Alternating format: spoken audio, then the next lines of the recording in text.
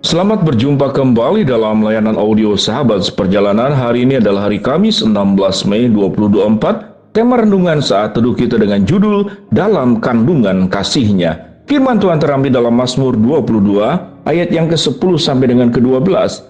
Ya, Engkau yang mengeluarkan aku dari kandungan, Engkau yang membuat aku aman dalam dada ibuku. Kepadamu aku diserahkan sejak aku lahir, sejak dalam kandungan ibuku, Engkaulah Allahku. Janganlah jauh daripadaku, sebab kesusahan telah dekat dan tidak ada yang menolong. Mari kita berdoa. Bapa dalam surga, terima kasih bahwa kami tidak hanya dilahirkan dari kandungan ibu kami, tapi sesungguhnya kami dilahirkan dari kandungan kasih-Nya Tuhan. Dalam nama Tuhan Yesus kami berdoa, amin. Shalom sahabat perjalanan yang dikasihi Tuhan. Kalau berbicara tentang kandungan, pasti itu mengarah kepada ibu kita, kepada mama kita, kepada bunda kita, yang kemudian melahirkan kita, dan sekian bulan lamanya di dalam perut ibu. Bagaimana seluruh organ tubuh yang ada pada ibu, itu mengeluarkan seluruh kebutuhan yang dibutuhkan oleh anak yang ada masih dalam kandungan, dalam janin.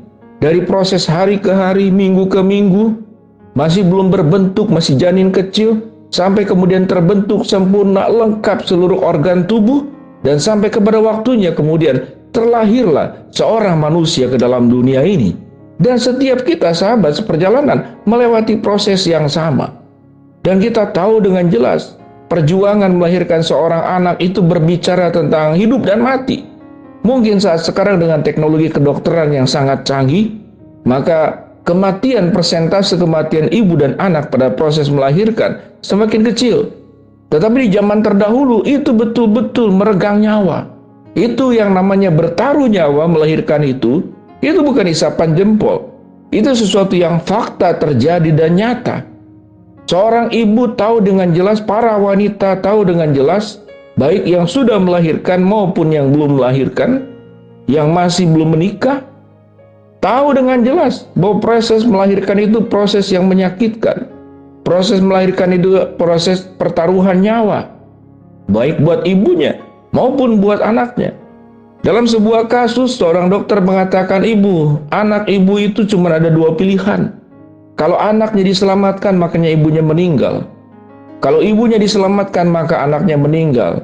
Kalau kemudian berada dalam pilihan persimpangan seperti demikian, kita akan sangat sulit menentukan. Lalu dokter minta tanda tangan, baik dari pihak ibu maupun pihak ayahnya atau pihak suaminya.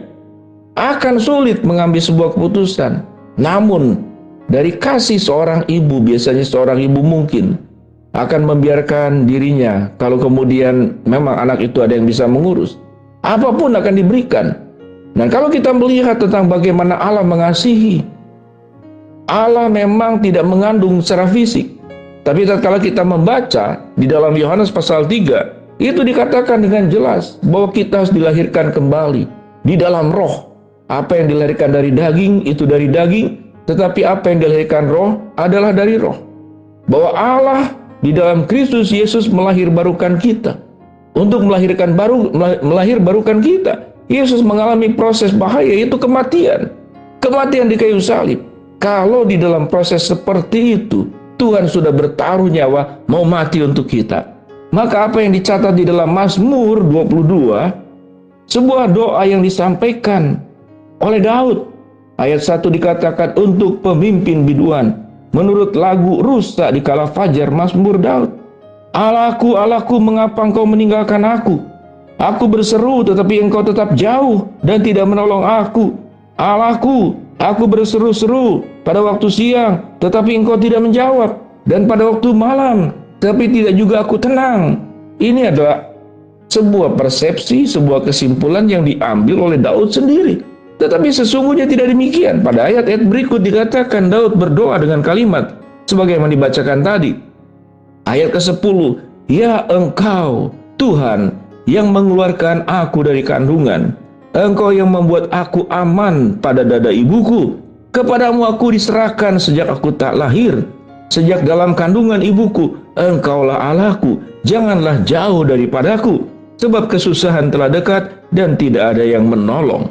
Sebuah ungkapan yang jujur dari Daud pada saat mengalami banyak sekali problem dan kesusahan. Bagaimana Daud dikejar-kejar oleh tentara-tentara Saul, dikejar-kejar oleh Saul sendiri. Nyawanya itu diharapkan untuk diambil daripada tubuhnya. Sekelilingnya berbicara tentang ancaman kematian dan Daud menghadapi semuanya itu. Di saat seperti itulah kita perlu belajar menyadari sebagaimana semua sahabat seperjalanan. Mungkin kita berada di dalam posisi yang tidak mengenakan, terancam kematian, terancam bahaya. Kita tahu dengan jelas peristiwa-peristiwa peperangan dunia. Ada suku-suku tertentu yang dikatakan Holocaust. Tidak hanya terjadi kepada orang-orang Yahudi, tapi itu terjadi di berbagai tempat. Ada minoritas-minoritas yang terancam dengan kematian. Sejarah panjang dunia dari Perang Dunia Pertama, Kedua, dan perang-perang sebelumnya, dari abad-abad yang lebih lampau, kita diperhadapkan kepada bahaya demi bahaya, kesulitan demi kesulitan, problem demi problem, masalah demi masalah. Lalu kita mau berlari kepada siapa? Daud mengatakan, tidak ada yang menolongku. Namun tatkala kita kemudian memandang kepada Allah, kita mengingat Mazmur 121. Aku memandang ke gunung-gunung, dari manakah datangnya pertolonganku? Pertolonganku ialah dari Tuhan yang menciptakan langit dan bumi. Tuhan tidak akan membiarkan kakimu terantuk. Tuhan tidak akan membiarkan hidupmu terjatuh. Apalagi engkau kemudian masuk dalam lembah kekelaman. Firman Tuhan berkata, gadamu dan tongkatmu itulah yang menghibur aku. Kalau Tuhan memberikan sebuah jaminan bahwa kita terlahir dari kandungan kasih-Nya, maka kita juga akan terproteksi di dalam kekuatan kuasa-Nya. Tidak ada sebuah peristiwa buruk yang terjadi tidak dalam izin Tuhan. Tetapi jikalau Tuhan mengizinkan, bukan Tuhan ingin memusnahkan kita, bukan Tuhan ingin menghancur leburkan kita, tapi Tuhan punya rancangan yang baik, rancangan yang indah. Seorang jemaat mengajarkan memaksa anak laki-lakinya harus bisa naik sepeda motor dengan memakai gigi, tidak memakai metik.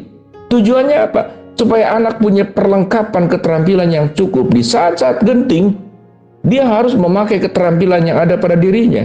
Orang tua memberikan pembekalan kepada anak sebanyak mungkin.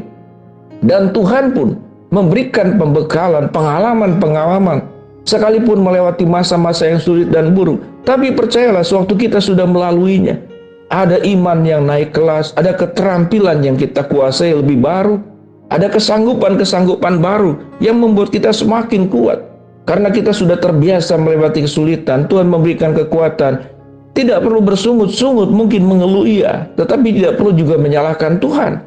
Karena semua itu baik pada masanya, semua itu baik pada waktunya, semuanya itu baik dalam rancangannya. Namun yang perlu diingat, Tuhan tidak akan membiarkan kita masuk ke dalam lembah kekelaman. Kita tetap berada di dalam kandungan kasih-Nya Allah.